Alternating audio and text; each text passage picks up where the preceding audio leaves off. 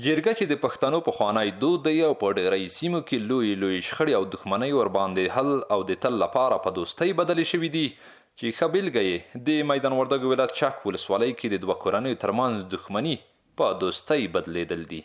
موږ په دې غم کې ځانونه شریک بولو، موږ دا دواړه یو خپل بولو.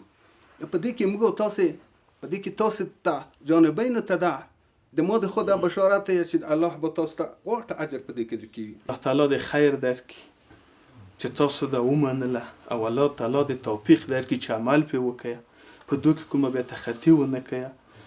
او موږ هم د تاسو نه د بخشش غواړو که کومه الله مکه کومه سهو کې شوي انسان دی. له پرېکړې دواړه لوري خوښ دي. وایي د خواخوږو علماو مشرانو او سپین ږیرو له لوري چې کومه پرېکړه شوې دوی ته د منلو وړ ده.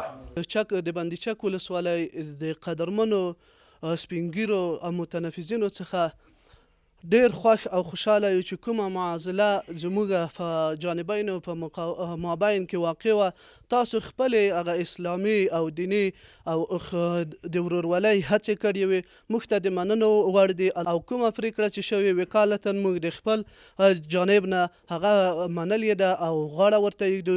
الله د تاسو ته ټولو ته اجرونه درکړو، د تاسو نه ډیره مننه کوم چې تاسو هر رقم فیصله کړې دي، موږ د سر تورو سترګو مننه ده.